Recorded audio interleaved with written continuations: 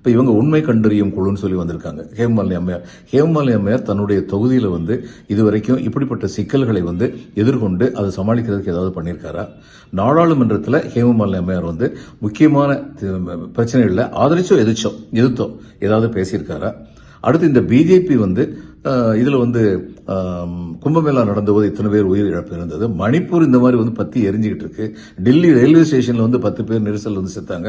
இங்கெல்லாம் உண்மையை கண்டறியும் குழு அனுப்பியிருக்காங்களா? இதெல்லாம் பார்க்கும்போது என்ன தெரியும், எல்லாத்தையும் அரசியலாக்க பாக்குறாங்க அப்படிங்கிற சந்தேகமே இல்லை.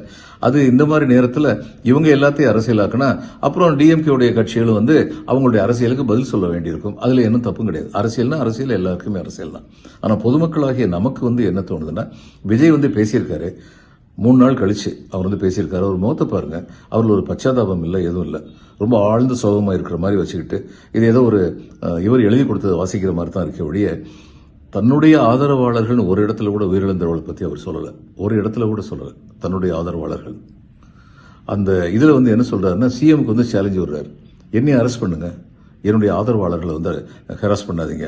இப்ப நாளைக்கு ஒரு சிஎம் ஆயிட்டு இப்ப இவங்க எதுக்காக அரெஸ்ட் பண்றாங்க? அவங்க அரெஸ்ட் பண்ணணும்னு ஆர்டர் போட்டிருக்காங்க. அவங்ககிட்ட ஆதாரம் இருக்கு. நீங்க டிஸ்ட்ரிக்ட் அட்மினிஸ்ட்ரேஷனுக்கு கொடுத்த கமிட்மெண்ட் எதையுமே ஆனர் பண்ணல, அதனால குழப்பம் வந்ததுங்கிற அடிப்படையில் அவங்க மேல வழக்கு பதியப்பட்டிருக்கு. இப்ப நாளைக்கு இவர் முதலமைச்சர் ஆயிட்டாருன்னா இவருடைய அமைச்சர்கள் மேல ஏதாவது இப்படிப்பட்ட தவறுன்னு சொல்லிட்டு கண்டுபிடிக்கப்பட்டா என்னுடைய அமைச்சர்கள் மேல நடவடிக்கை எடுக்காதீங்க, என் மேல நடவடிக்கை எடுங்க அப்படின்னு சொல்லுவாரா? விஜய்க்கு ஒரு அரசியல் முதிர்ச்சி இல்லை அப்படின்னு இதுக்கு முன்னாடியும் சொல்லியிருக்கேன், இப்பயும் சொல்றேன். இவருக்கு அரசியல் முதிர்ச்சி இல்லை. அவருடைய ஆதரவாளர்கள் பெரும்பாலும் இளைஞர்கள் ஓவர் எந்தூசியாஸ்டிக்கா இருப்பாங்க. எல்லா கட்சியிலும் அப்படித்தான் இருப்பாங்க. ஆனா அதை மட்டுப்படுத்த வேண்டிய பொறுப்பு விஜய்க்கு உண்டு. எம்ஜிஆர் படத்தை பார்க்கணுங்கிறதுக்காக வேண்டி ரத்த தானம் பண்ணிட்டு இருந்தாங்க. அதுல வர பணத்தை வச்சு சினிமா டிக்கெட் எடுத்துக்கிட்டு இருந்தாங்க. இதை கேள்விப்பட்டோன்னு எம்ஜிஆர் பதறி போய் இந்த மாதிரி காரியத்தில் ஈடுபடாதீங்க, அப்படியே உங்களுக்கு பணம் தேவைப்பட்டதுன்னு நான் அனுப்புறேன், தயவுசெய்து ரத்த தானம் பண்ணாதீங்க படத்தை பார்க்கறதுக்கு அப்படின்னு சொல்லி சொன்னார். ஒவ்வொரு கட்டத்திலையும் எம்ஜிஆர் இது மாதிரி சொல்லியிருக்காரு. இவர் எம்ஜிஆருடைய படத்தை போட்டுக்கிட்டு இருக்க இவர் என்ன செய்யறாரு நமக்கு எல்லாருக்குமே தெரியும். இத்தனை நாள் திருச்சியில் கரூர்ல மட்டும்தான் இப்படி சம்பவம் நடந்ததுன்னு விஜய் சொல்றது இன்னொரு முழு போய். என் திருச்சியிலையும் மதுரையிலையும் உங்க ஆட்கள் ஆயிரக்கணக்கான சேர்களை அடிச்சு நொறுக்கலையா?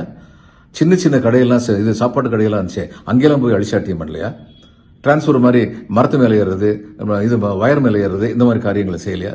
குழந்தை சின்ன பசங்க அது மாதிரி தான் இருப்பாங்க, ஒரு உற்சாகத்துல, சினிமா நட்சத்திரத்தை பார்க்கணும் உற்சாகத்துல. ஆனா இதையே யாராவது கண்டிச்சீங்களா? இவருடைய கட்சியில அறிக்கை வந்தது, நீங்க கர்ப்பமான பெண்கள் வராதீங்க, முதியோர்கள் வராதீங்க, குழந்தைய கூட்டு வராதீங்கன்னு அறிக்கை விட்டாங்க. ஆனா கட்சி அறிக்கை விடுறதுக்கு இவர் ஒரு காணொலி, ஏன் இப்ப காணொலி கொடுக்குறாரு, அந்நேரம் காணொலி மூலம் சொல்லக்கூடாது, எனக்கு இது பிடிக்காது, இப்ப நீங்க கூட்டு வராதீங்க அப்படின்னு ஏன் சொல்லக்கூடாது?